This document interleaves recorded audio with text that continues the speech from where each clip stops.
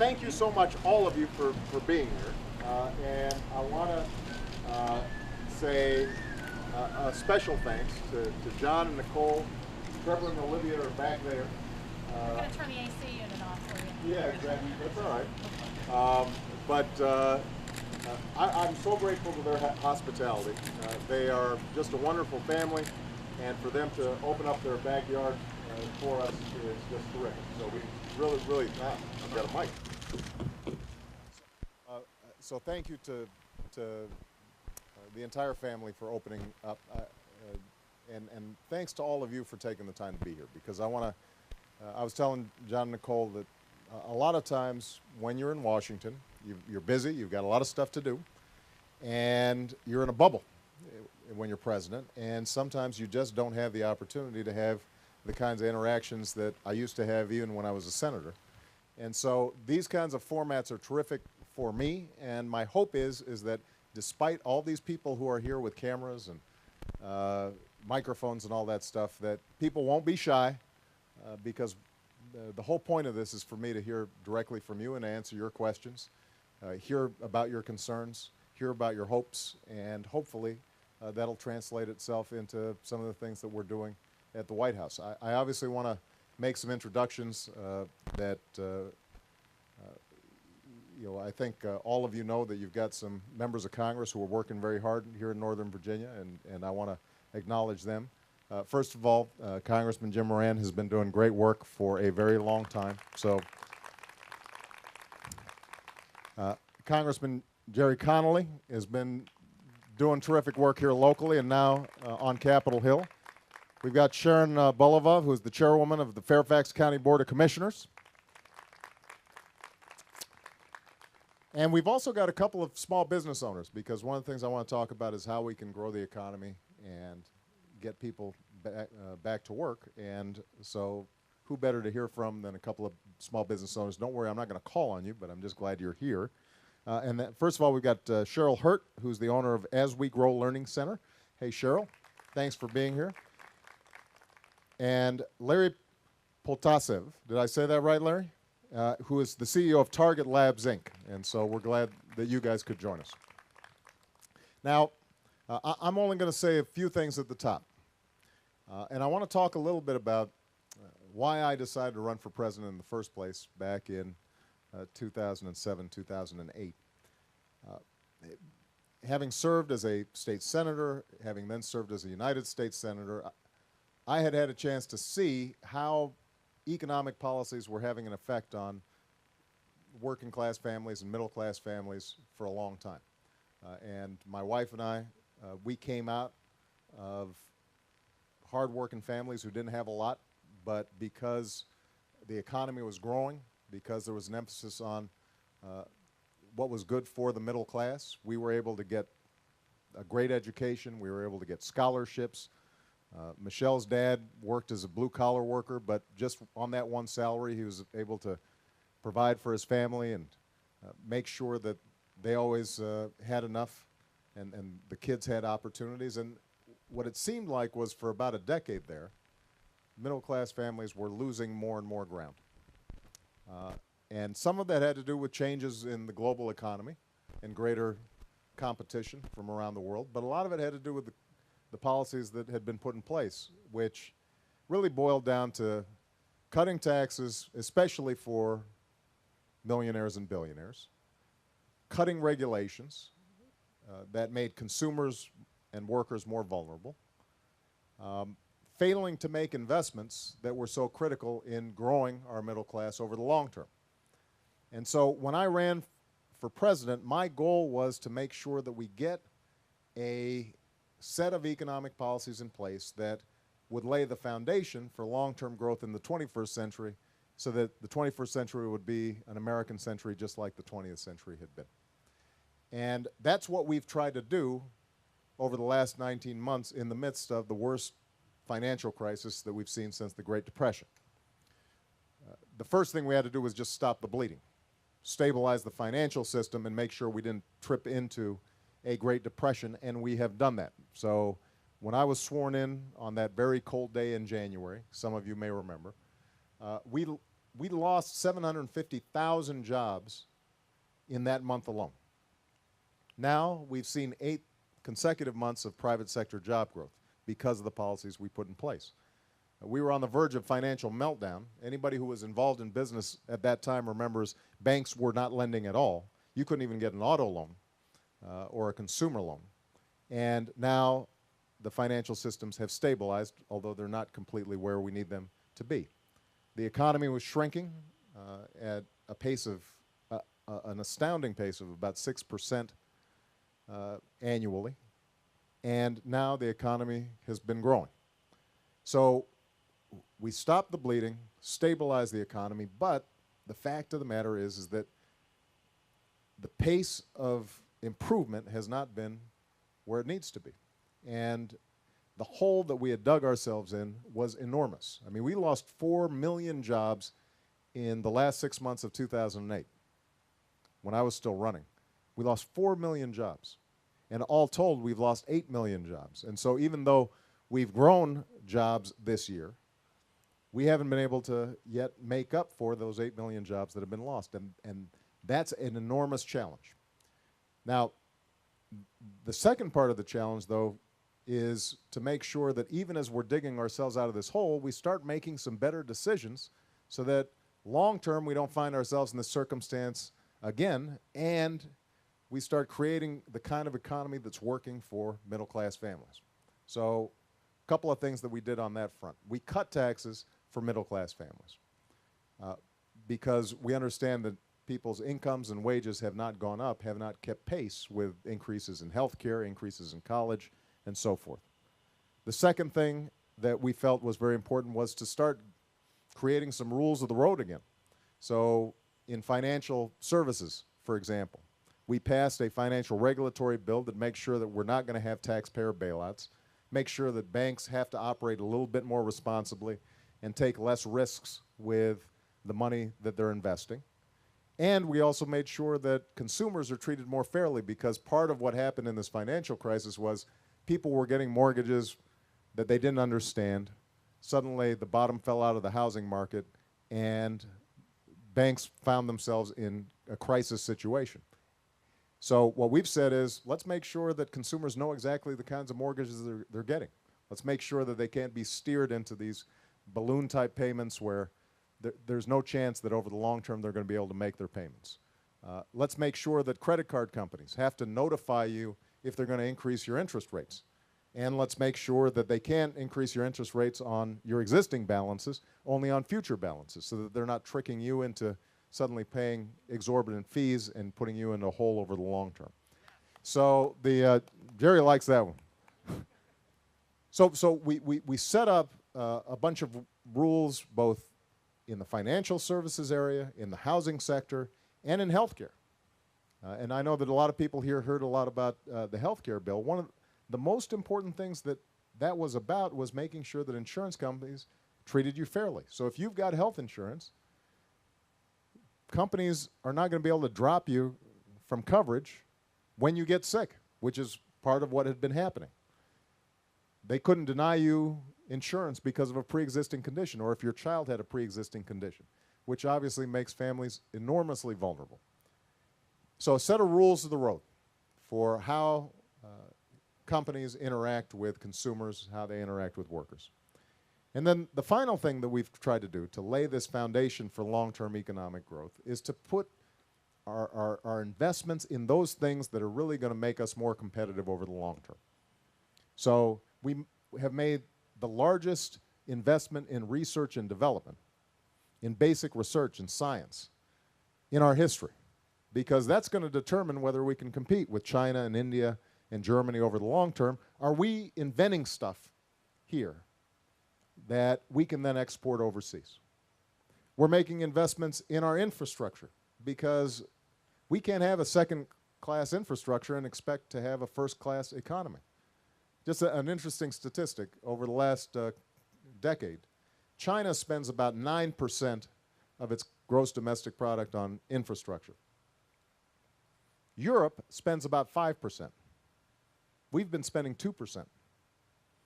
And that's part of the reason why we no longer have the best airports, we no longer have the best rail systems, we don't have the best broadband service. South Korea has better broadband service and wireless service than we do. And over time, that adds up. It makes us less competitive. So what we've said is we've got to make investments in infrastructure. A third area, education. A generation ago, we had the highest proportion of college graduates of any country in the world. We now rank 11th or 12th in the proportion of college graduates. Well, we can't win in an information society, in a global, technologically wired economy, unless we're winning that battle to make sure our kids can compete. So what we've said is we're going to put more money into higher education and through K through 12, but here's the catch.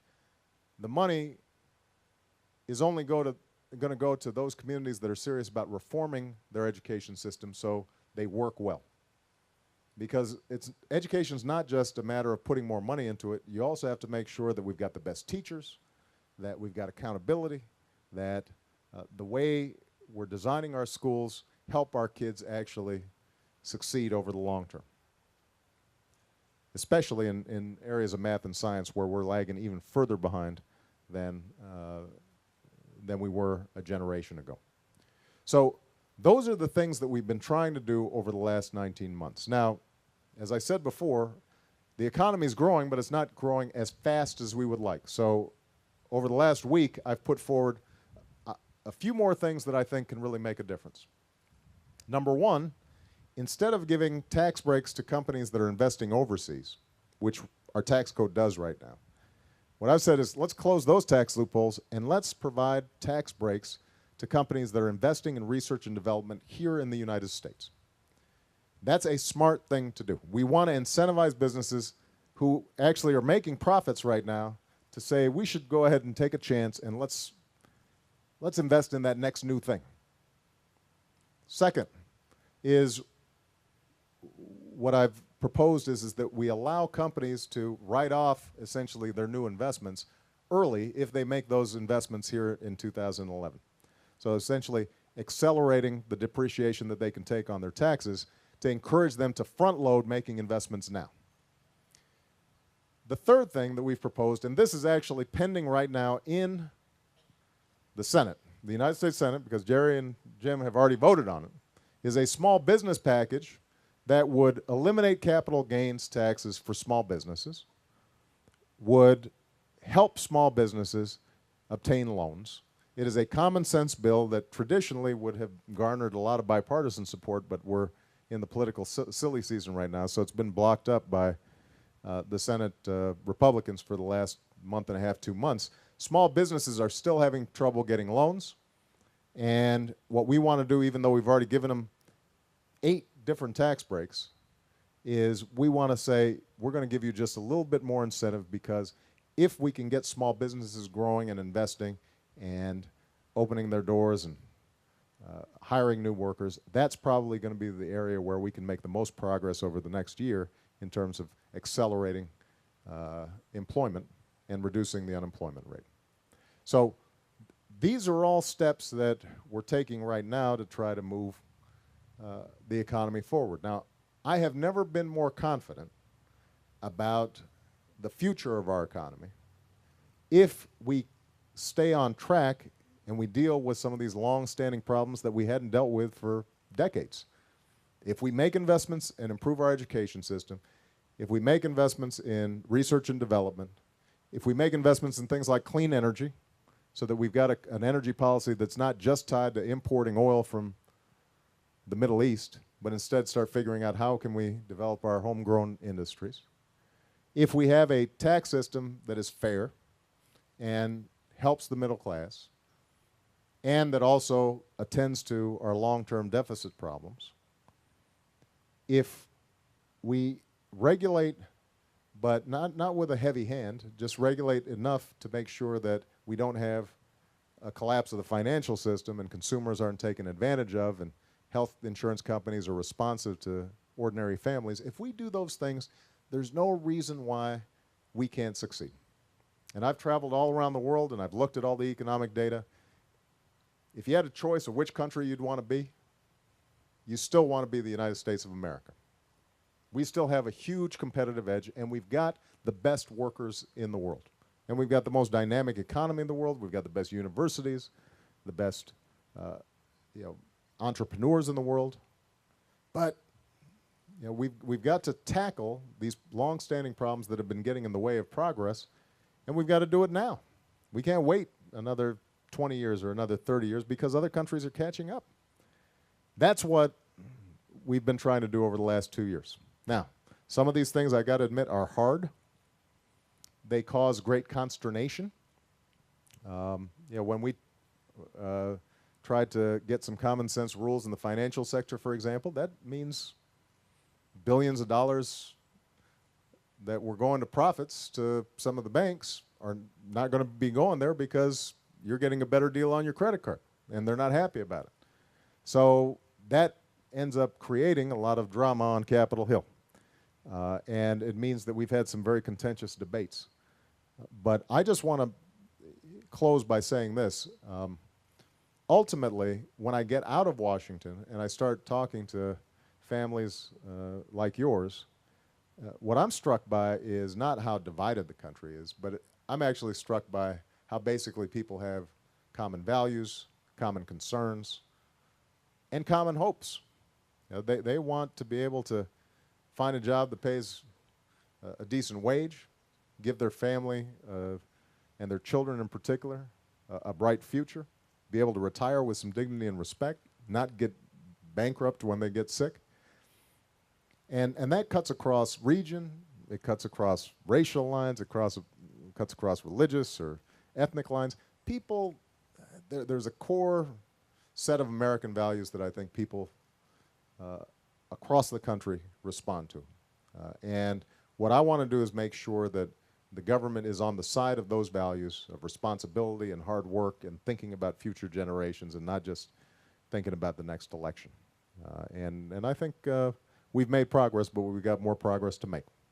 So with that, I thank you all for being here. And what I want to do is I just want to answer questions. And I know folks in the sun are hot, so I'm going to stand in the sun to make sure that you know that I feel your pain as a, absolutely. I wouldn't mind having that hat, though. That's helpful. I should have thought ahead. All right. Anybody want to, John, go ahead. Yeah. Here, hold on a second. I'll give you a mic. So, oh, we've got one. Mr. President, thank you very much for coming. We really appreciate it. It's a great opportunity. I'm an engineer, and you talked a lot about R&D and infrastructure, and I love every dollar spent on that, right, by definition. I'm also a paraplegic, and I have a great interest in stem cell research and how it gets furthered. So how do we get this issue to be a scientific issue instead of a political issue? Well, John, as you know, I have been a huge supporter of stem cell research for a very long time. When I came into office, we said that what's going to govern our decision-making here is sound science. There are legitimate ethical issues involved in all this, the biotech industry, and those are going to continue as time goes on. I mean, there's some very tricky questions, and we've got to make sure that our values and our ethical standards are incorporated in everything we do, but we've also got to make sure that we're making decisions not based on ideology, but based on what the science says. Now, the executive order that I signed would say that we are not going to create embryos to destroy for scientific research. We're not going to do that. On the other hand, when you've got a whole bunch of embryos that were created because families were trying to, or couples were trying to start a family, and through in vitro fertilization, they're frozen in some canister somewhere and are going to be discarded anyway, then it makes sense for us to take those that are going to be destroyed and use them to advance our scientific knowledge to see if at some point we can start making huge progress on a whole set of issues. Obviously, spinal cord injuries are an example, but Parkinson's disease, Alzheimer's disease, diabetes, juvenile diabetes. There's not a single family here who has not in some way been touched by a disease that could end up benefiting from the research that's done on stem cells. Now, recently, a district court judge said that not only, well, essentially said that our executive order, he felt went too far beyond what the guidelines that Congress had provided before I came into office, although the way he had written the order, it made it seem like even Bush's orders were out of line and that you have to stop stem cell research altogether. We are appealing that, we're challenging it, and what we're going to keep on doing on a whole range of these decisions is to make sure that I'm talking to scientists and ethicists and others and try to build a common sense consensus that allows us to make progress over the long term. Okay? Yeah. Go ahead. Mr. President, it's a privilege for me to be here. You talk about the small business loans. Mm-hmm. My company is a high-tech company, and we are growing, and we are providing high-tech jobs for Americans.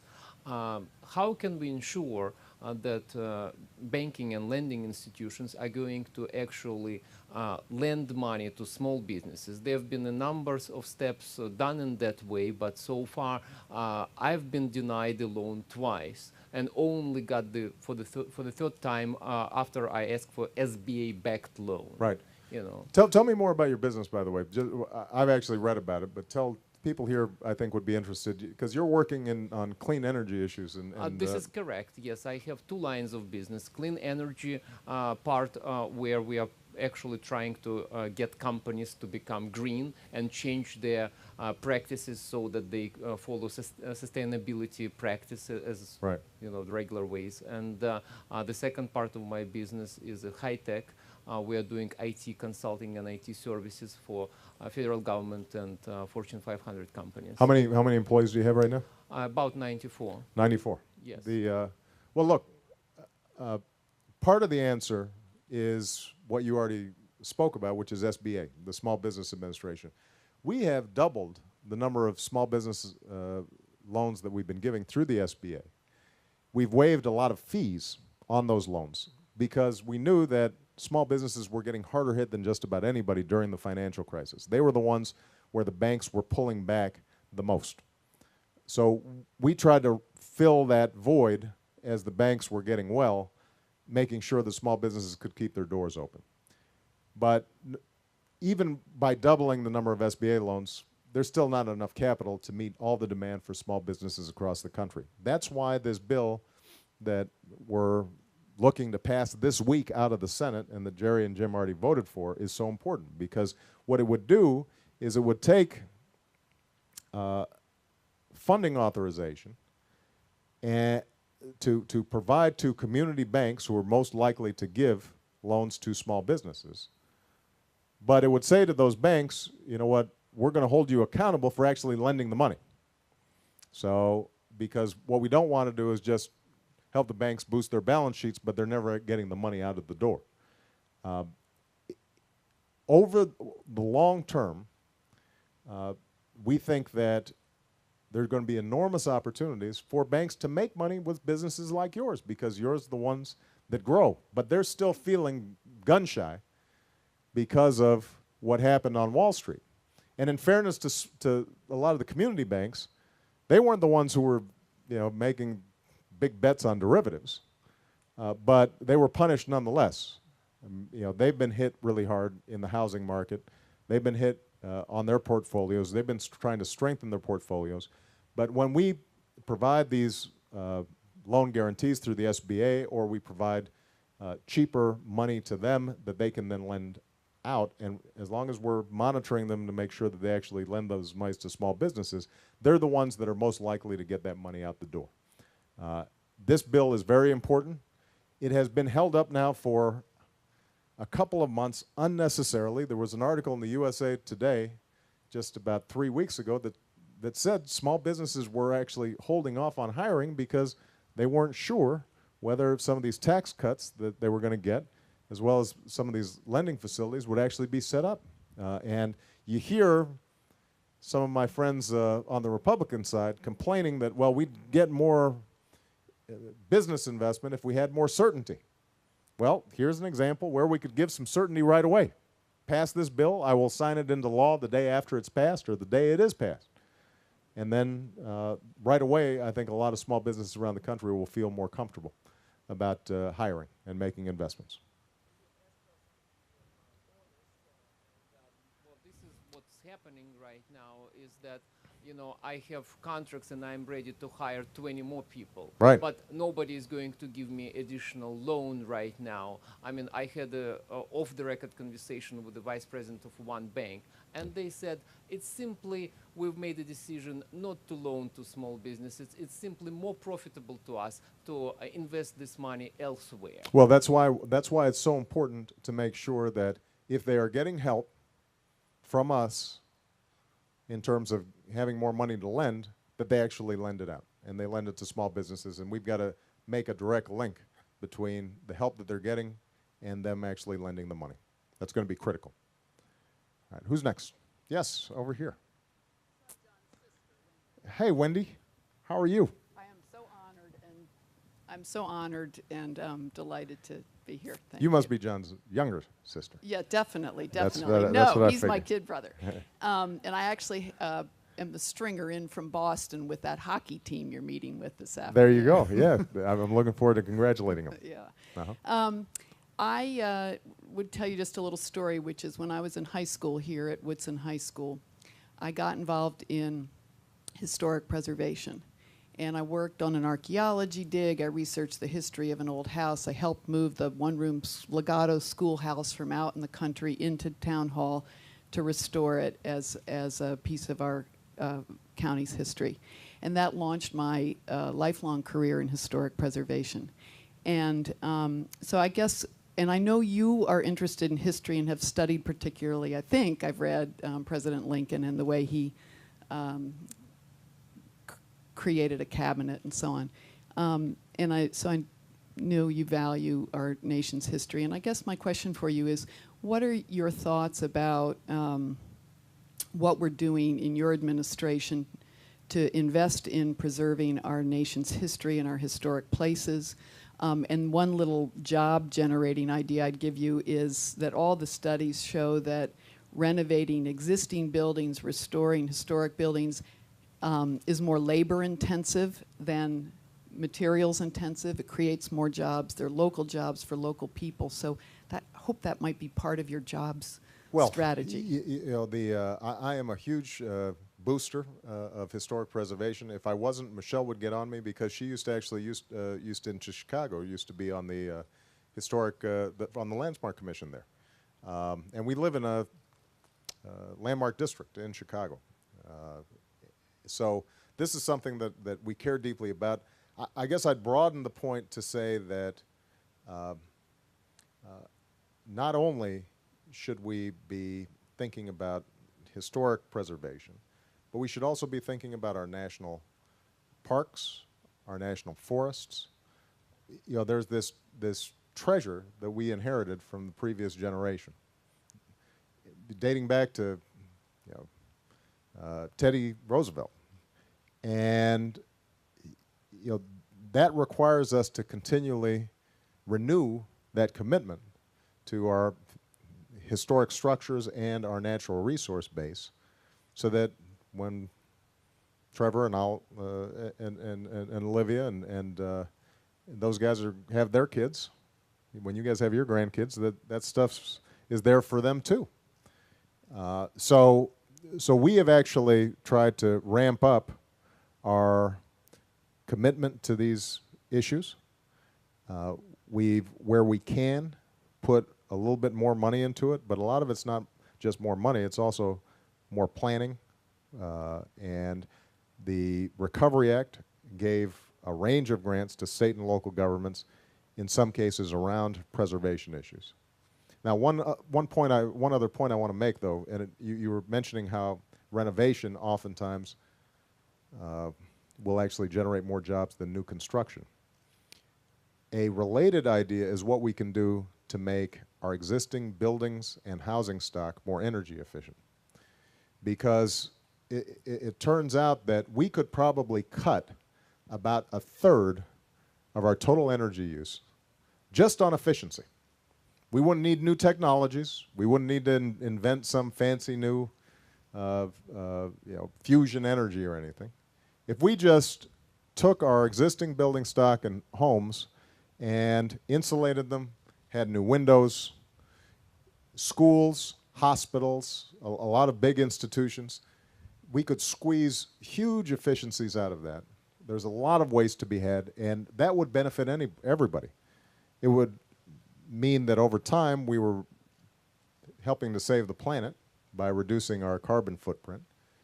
People would be paying less on their electricity bills and their heating bills and their air conditioning bills, so it helps consumers. The problem, the reason we haven't done more of this is because it requires some capital on the front end. I mean, a lot of school districts, for example, would love to retrofit their schools, but they're having problems just keeping teachers on payroll right now, so they always put off those investments. And one of the things that we try to do through the Recovery Act, and something that I know that Jerry and Jim have been interested in, something called Homestar that we've been working on, is to essentially provide families as well as small businesses as well as institutions like schools or hospitals grants up front where we say, all right, we're going to give you $10,000 to retrofit your building or your house, and then you're going to pay us back through your savings on utilities over a 5-year period, for example. So that over time, it doesn't cost taxpayers a lot of money, but we're essentially giving some money up front that's going to then be recouped. And I think there are a lot of ideas that we can pursue on that front that could really make a difference and put a lot of people back to work, whether they're the folks selling the insulation at Home Depot or the small contractor that for a long time was remodeling kitchens or putting in home additions. Maybe that business has dried up. This would be a new area for them to get put to work. And about 1 out of 4 construction, 1 out of 4 jobs that have been lost during this recession are related to the construction industry in some fashion. Those folks have been hit harder than just about anybody else. This would be an important boost for them. Add to that just one thing, which is it's really not necessary to replace the windows to get that energy efficiency. Didn't somebody write about the caulking gun? Caulking is It's a lot less expensive. absolutely cash for caulkers. Good point. All right, gentleman right there. Mr. President, my name is Mark Murphy. I'm a neighbor of John and Nicole. Welcome to our neighborhood. Thank you. It's a beautiful neighborhood. And before I say anything more, we'd be remiss, and my children would be not letting me back home if I didn't say hi to you. What are their for names? Andrew, Tim, and Ellie, and my beautiful wife, Shannon. So Tell everybody I said hi. thank you. Now, the question I have for you is, I'm a union side labor attorney in D.C., and I know you have some background in that. Right. And your comments here today, and both your Labor Day comments, struck me and my colleagues about the shrinking middle class. Right. And the jobs that were lost, and how you're going to, and your administration is going to replace those jobs. I work every day with working class, blue collar workers that deal with a lot of different issues.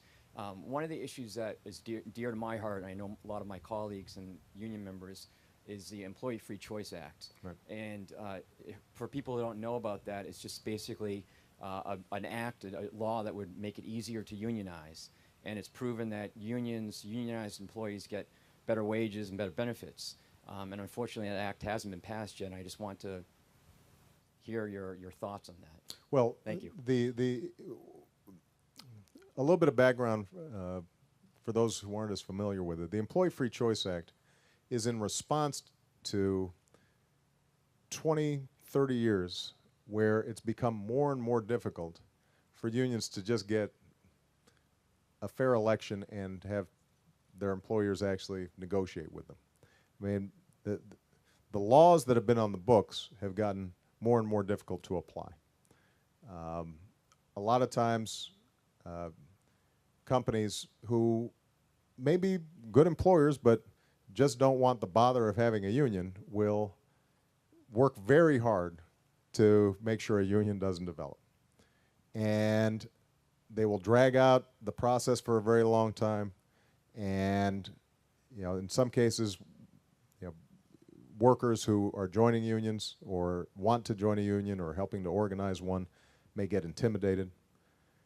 And so the idea behind the Employee Free Choice Act is, let's just make the playing field even.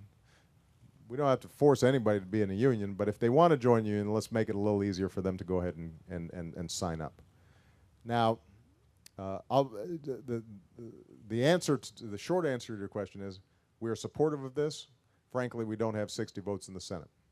So, the opportunity to actually get this passed right now is not real high. What we've done instead is try to do as much as we can administratively to make sure that it's easier for unions to operate and that they're not being placed at an unfair disadvantage. Let me speak more broadly, though, about the issue, the point that you just made. So many things we take for granted came about because of the union movement. Minimum wage, 40-hour work week, child labor laws, you name it, weekends. Yeah, a lot of these things came about because people were fighting for them. They didn't come about automatically and naturally. The other thing that unions did, particularly in the manufacturing sector, was it gave a base for blue-collar workers to get a middle-class wage, which meant that essentially the guys working at the Ford plant could afford to buy a Ford. And so it increased demand overall, and ironically, it meant that businesses had more customers and could make more money. Now, we now live in an era of international competition, and that makes it harder for businesses. I mean, I think we should acknowledge that the business environment now is much more competitive than it was back in the 1960s or 70s. Technology has made it more difficult for businesses to compete. Transportation has made it more difficult to compete. The costs for shipping big manufactured goods from China to the United States, or high volumes of goods from Japan or Korea or Malaysia or Indonesia to the United States, is a lot cheaper now than it was. So what that means is we've got to be sympathetic to business concerns that they don't get priced out of the market if they're competing internationally. And I think the best way to balance that is to make sure that business interests here in the United States and labor interests, workers' interests here in the United States are aligned. Make sure that businesses are looking after their workers and giving them a good deal. But workers and unions also have to think about businesses and not put them in a position where they're potentially priced out of the marketplace. Now, I think that that balance has tilted way too far against unions these days. And I think that actually if we had some of these businesses with employees who were there for a longer term, were more loyal, they weren't worried about their jobs being shipped overseas, that would actually be good for the economy as a whole, and would be good for businesses here as a whole. But we have to acknowledge that competition means that businesses and workers here in the United States have to be better trained, better skilled, more competitive, leaner, meaner, and we've got to invent more stuff so that we constantly are working on high-end jobs as opposed to the low-end jobs, because the truth is the low-end jobs, we're never going to be able to compete on the basis of price. I mean, there's always going to be a country, actually wages are starting to go up a little bit in China. Our problem is not China. The next is going to be Vietnam, or it's going to be Bangladesh, or there's always going to be some place in the world where they pay lower wages. Our advantage is going to be if we have higher skills, we have a workforce that works together more effectively, that our businesses are better organized. If we have that, then I think that we can compete against anybody. And a good example is actually Germany, which has a much higher rate of unionization than we do, but they've actually been able to continue to export at very high levels and compete all around the world, mainly because they've got such a highly skilled workforce. They're putting together high-end products that can compete with anybody.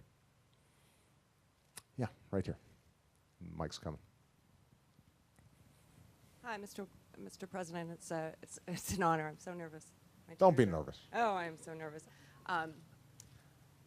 I love everything you're doing. I love your vision. I'm so glad you got into office. I love health care reform, where I come from, where, you know, when we had to go to the doctor, we went to the doctor. Right. If we needed surgery, we got surgery. And then I came here and found out, oh my gosh, you need insurance, you need this, you need that, which I could never afford on the salary I make now. I'm very lucky. My husband, unfortunately, he's in the construction business, but hopefully that's going to come back. Right. So my question is also, I work for Fairfax County Public Schools, and I haven't had a raise in 2 years, and I may not even have a job next year, because I hear it's going to get worse before it's going to get better. Do you agree with that? Like, I mean, I know we're starting to improve and jobs are starting to come back, but how long do you think this is going to take? It sounds wonderful. Well, first of all, you have a better chance of keeping your job in the public school systems now because Jerry and Jim voted to close a pretty egregious tax loophole that was incentivizing jobs going overseas, and that even some corporations that stood to benefit thought was ridiculous. They closed that loophole in order to fund teacher jobs and police officer jobs and firefighter jobs all across the country. So that's been very helpful in providing assistance to school districts that are strapped. The economy is improving, but one of the headwinds that the economy is experiencing is actually that state and local governments have been getting really hard hit. Now, we gave states a lot of help at the beginning of this crisis because their budgets were just imploding. And typically state and local governments, they get hit faster by declines in tax revenues and property tax. Obviously, they rely on property taxes, and with the housing market collapsing, that was really hitting them hard. And so they were looking at possibly, you know, slashing 30% of jobs in school districts or in social services. And one of the most effective ways of preventing this from tipping over into a Great Depression was giving them help. The problem is some of that help is running out. And property tax revenues haven't improved yet. Sales tax revenues haven't improved yet as much as they'd like. So local districts, states are still having big budget problems, and they'll probably have those big budget problems next year. Now, the challenge we have is, ironically, that if you start laying off a whole bunch of teachers or a whole bunch of police officers or firefighters, now they don't have a job, which means they spend less, which means that there's less tax revenue, and you start getting into a vicious downward spiral. So that's why the steps that we took were so important. And I've got to say, this is an example of where you've just got a fundamental disagreement between Republican leadership right now and Democrats. You know, John Boehner, who wants to be the speaker, next Speaker of the House if the Republicans take over, he specifically said, well, these are just government jobs, and they're not worth saving. And he voted no on closing this tax loophole that was incentivizing jobs from going overseas. Now, it's just not smart from an economic perspective for us to allow a whole bunch of those jobs that are right here in the United States to go away while we're giving tax revenue away to companies that are creating jobs somewhere else. It just doesn't make sense. And so we're going to continue to have some of these battles over the next several years. And I think that, frankly, how state and local governments are able to deal with these budget challenges next year is in part going to depend on whether the people who are making the decisions are Jim and Jerry or whether they're John Boehner, because they've just got a different set of priorities. You know, I don't know about you, but I like these guys making these decisions more than the other folks. But that's just my unbiased opinion. All right. Yeah, go ahead. Mr. President, thank you so much for visiting us here in Mantua. It's quite an honor. Thank you. I think my question is kind of a good segue on that. Yeah. We do face the political environment has changed a lot since you were elected, and I Right. think with the upcoming midterm elections, you can certainly expect a lot of new faces in Congress. And certainly a lot of the new representatives and senators are going to have been elected on platforms that are really opposed to government intervention in the economy. What's your plan for working with the new Congress to make sure we get the actions that you see are necessary to end the recession? And what do you see as really common ground with Republicans in Congress for some of the solutions that can bring the recession to an end? Well, let me just say that I don't believe in wholesale government intervention in the economy. I mean, my starting point is that what makes us the wealthiest, most dynamic country on earth is a free market system where small business owners are creating jobs, and what start off as small businesses like AOL end up being big businesses, and some kid at Harvard starts something called Facebook, and next thing you know, it's revolutionized part of our economy. That's our strength. So that's a starting point where Republicans and Democrats should be able to come together. We all believe in that. But there are some fundamental differences. At the beginning of the crisis, for government not to intervene when the financial system was on the verge of meltdown and we were shedding hundreds of thousands of jobs a month and the credit markets had just frozen completely, for us not to intervene in that situation would have been simply irresponsible. Would have been irresponsible, and I don't know a economist, Democrat or Republican, who would suggest otherwise. Would have been simply irresponsible.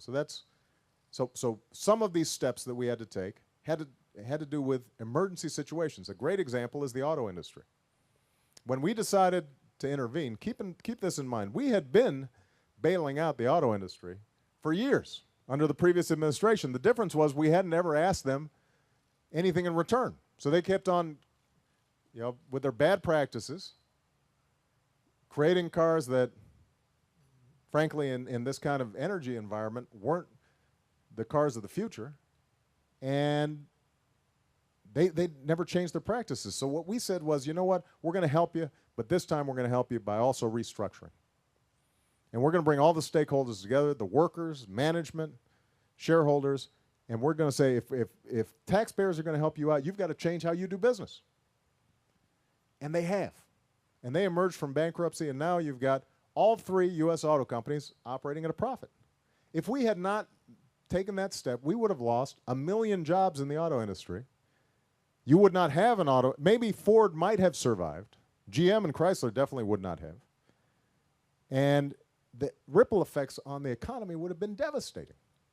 So sometimes you make these decisions not because you believe in government intervention per se. You make these decisions because we've got a crisis and we've got to respond. Now, right now we've got a disagreement also on taxes.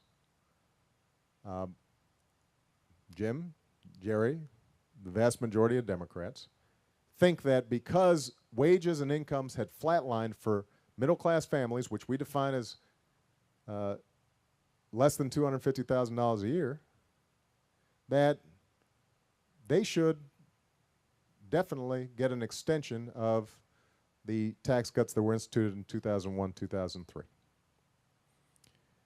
Now, keep in mind that if you make more than $250,000 a year, you'd still get a tax cut. It's just you'd only get it up to your first $250,000. So if you make $500,000 a year, you'd still get tax relief on the first half of your income. If you made $1 million, it'd be the first quarter of your income. After that, you'd go back to the rates that were in place when Bill Clinton was president, which I just want to remind everybody, at that time we had 22 million jobs created, much faster income and wage growth. The economy was humming pretty good. We could get that done this week. But we're still in this wrestling match with John Boehner and Mitch McConnell about the last 2 to 3%, where on average we'd be giving them $100,000 for people making $1 million or more, which in and of itself would be okay, except to do it, we'd have to borrow $700 billion over the course of 10 years. And we just can't afford it. Now, I wanted to lay out those differences before I talked about where I think we can work together.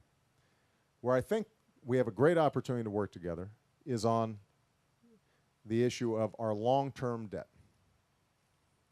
Our big challenge right now is creating jobs and making sure the economy takes off.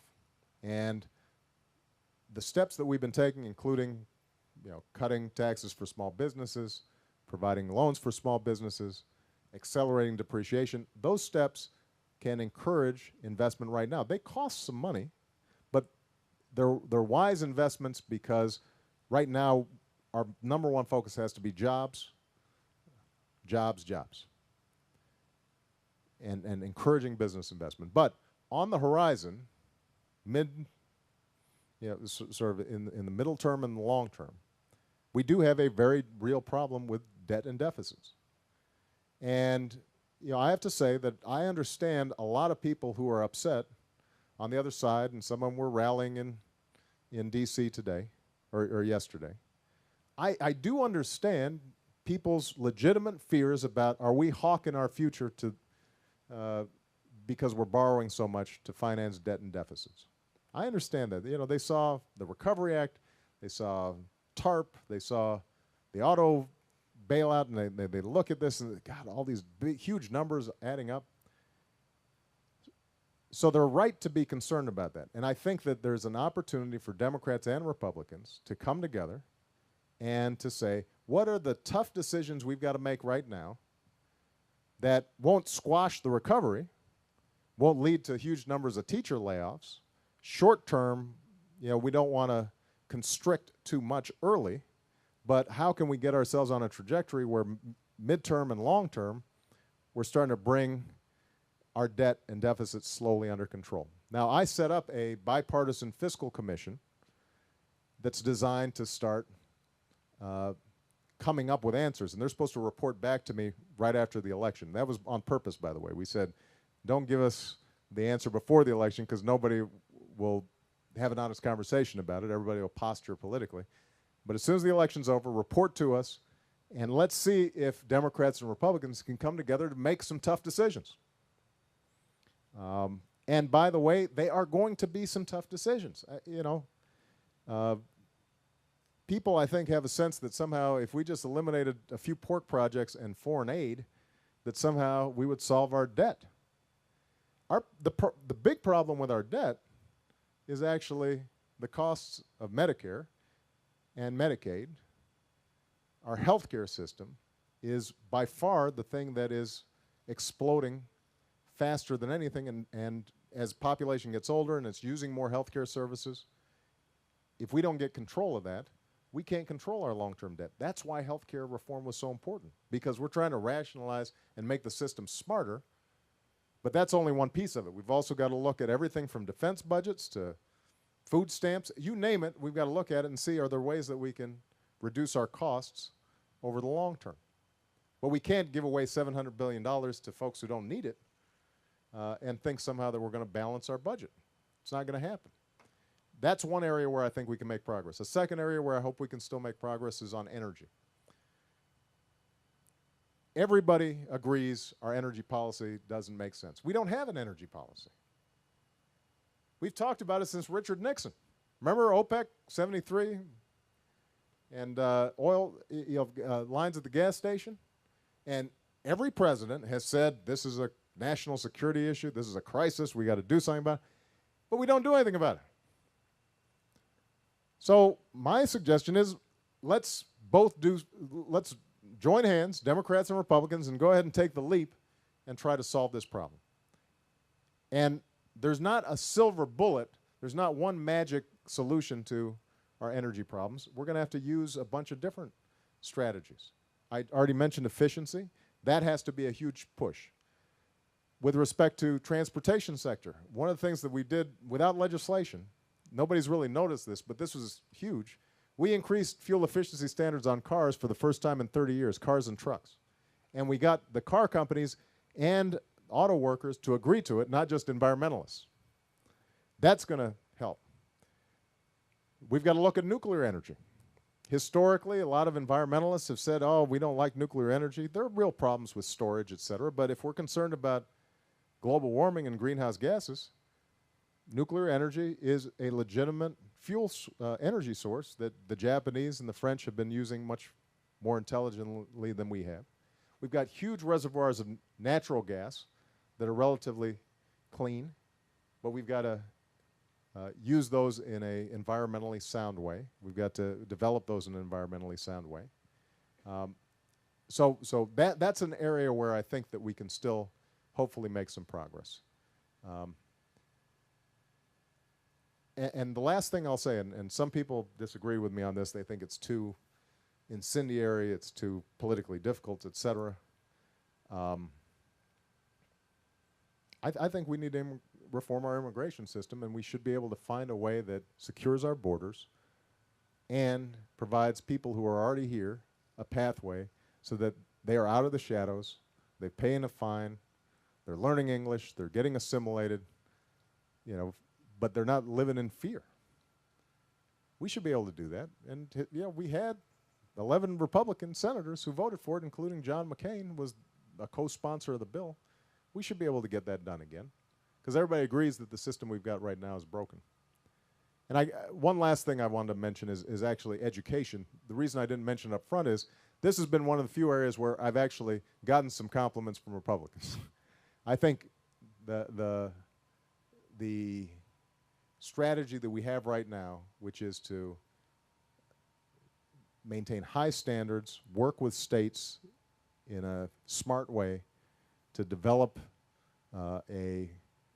curriculums, teacher training strategies, to boost our higher education, institutions of higher education.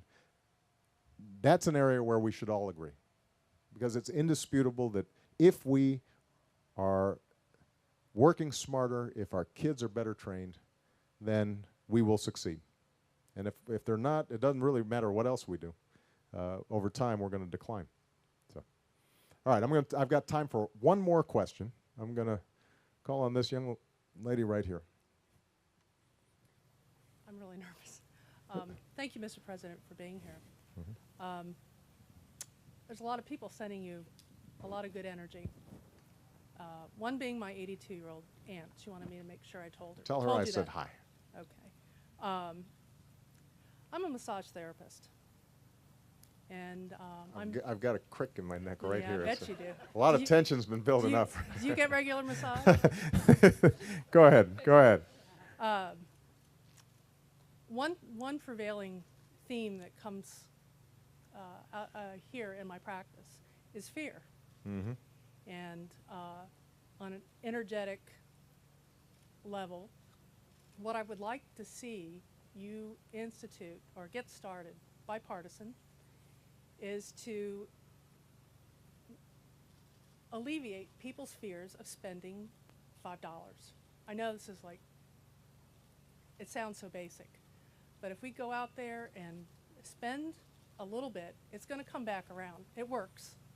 I mean, you've got a program here where you've got you're giving a tax break to those companies that hire the returning vets. Right. You got a $2,400 tax break. Right. Well, who are those companies? I would patronize a company that's making the effort of going out and hiring these people.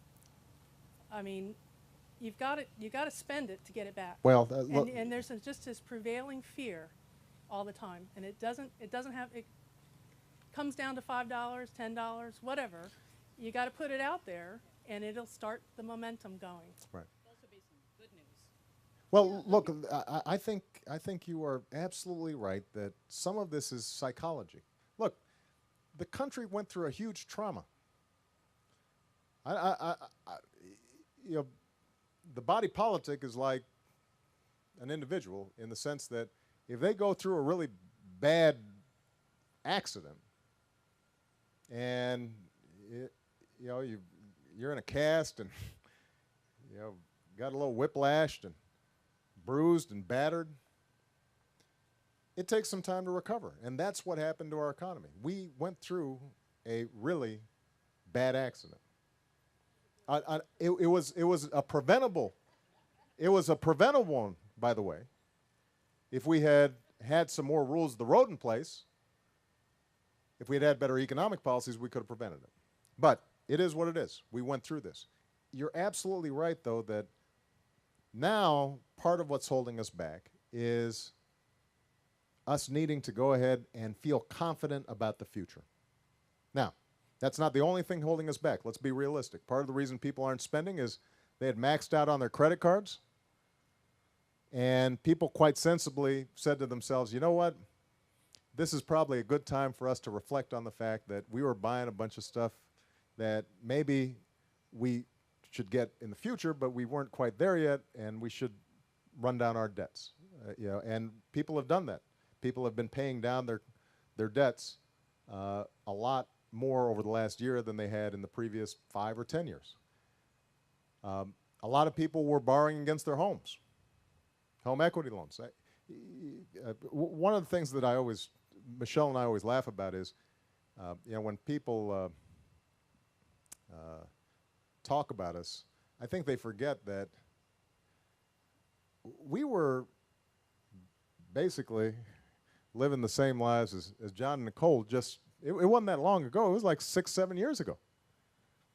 I still remember the first time I refinanced we had a condo, and we'd gotten initially we'd gotten higher rates, and then, because we bought it in 1993, and sometime around 97 or 98, I don't remember exactly when, the rates had gone down like a couple of percent, and we said, well, it makes sense for us to go to refinance. And I still remember talking to the bank, and they said, you know, you can refinance and you can take some money out. And I said, well, what does that mean?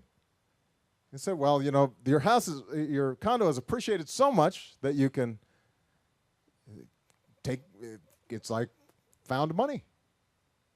And I remember thinking at the time, well, you know, that doesn't sound right. But that was, you know, everybody, I think, was so certain that homes were appreciating, and they would always appreciate, and so it just made everybody feel a lot richer. Now, homes suddenly start dropping in value. You don't have that kind of equity, and so people feel a little bit less wealthy. 401ks still haven't fully recovered.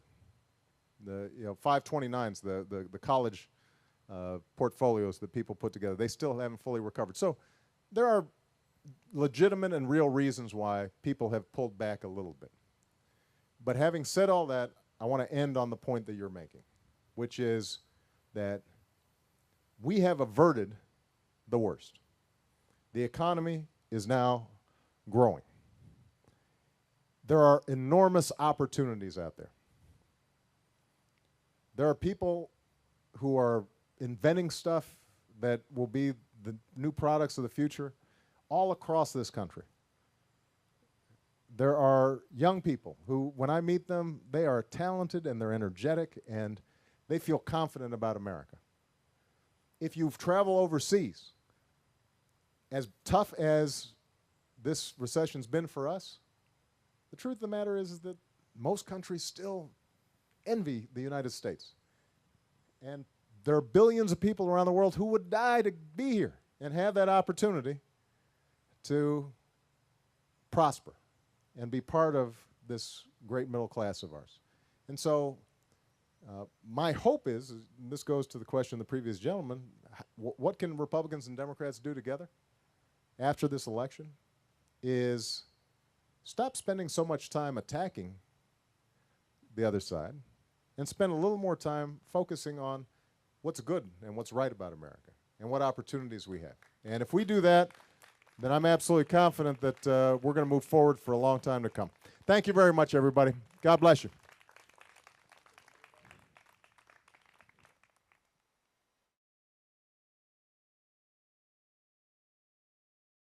Financial crisis that we've seen since the Great Depression. The first thing we had to do was just stop the bleeding, stabilize the financial system, and make sure we didn't trip into a Great Depression, and we have done that. So when I was sworn in on that very cold day in January, some of you may remember, we lost 750,000 jobs in that month alone. Now we've seen 8 consecutive months of private sector job growth because of the policies we put in place. We were on the verge of financial meltdown. Anybody who was involved in business at that time remembers banks were not lending at all. You couldn't even get an auto loan or a consumer loan. And now the financial systems have stabilized, although they're not completely where we need them to be. The economy was shrinking at a pace of, an astounding pace of about 6% annually. And now the economy has been growing. So we stopped the bleeding, stabilized the economy, but the fact of the matter is that the pace of improvement has not been where it needs to be. And the hole that we had dug ourselves in was enormous. I mean, we lost 4 million jobs in the last 6 months of 2008, when I was still running. We lost 4 million jobs. And all told, we've lost 8 million jobs. And so even though we've grown jobs this year, we haven't been able to yet make up for those 8 million jobs that have been lost. And that's an enormous challenge.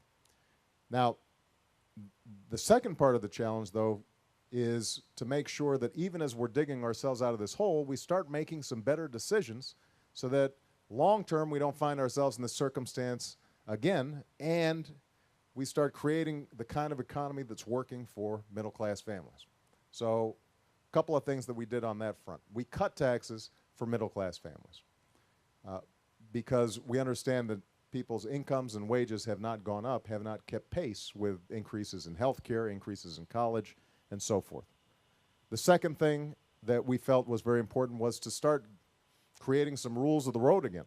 So in financial services, for example, we passed a financial regulatory bill that makes sure that we're not going to have taxpayer bailouts, make sure that banks have to operate a little bit more responsibly and take less risks with the money that they're investing.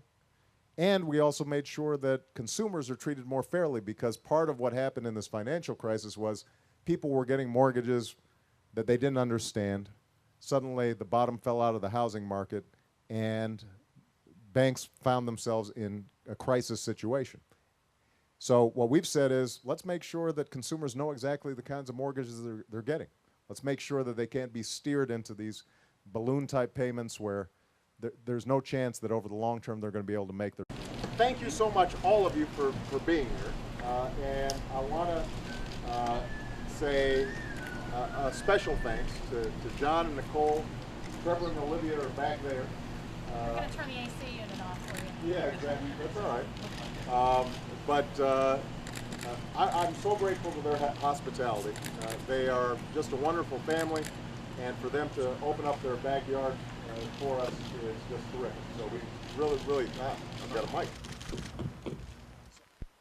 So thank you to the entire family for opening up, and thanks to all of you for taking the time to be here, because I was telling John and Nicole that a lot of times when you're in Washington, you're busy, you've got a lot of stuff to do, and you're in a bubble when you're president, and sometimes you just don't have the opportunity to have the kinds of interactions that I used to have even when I was a senator.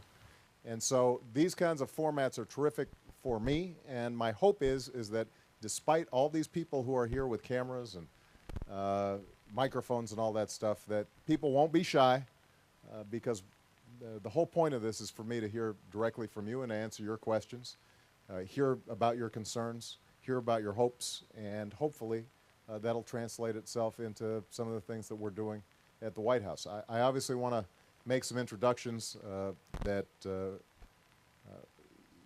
I think all of you know. We came out of hard-working families who didn't have a lot, but because the economy was growing, because there was an emphasis on what was good for the middle class, we were able to get a great education. We were able to get scholarships. Michelle's dad worked as a blue-collar worker, but just on that one salary, he was able to provide for his family and make sure that they always had enough and the kids had opportunities. And what it seemed like was for about a decade there, middle-class families were losing more and more ground.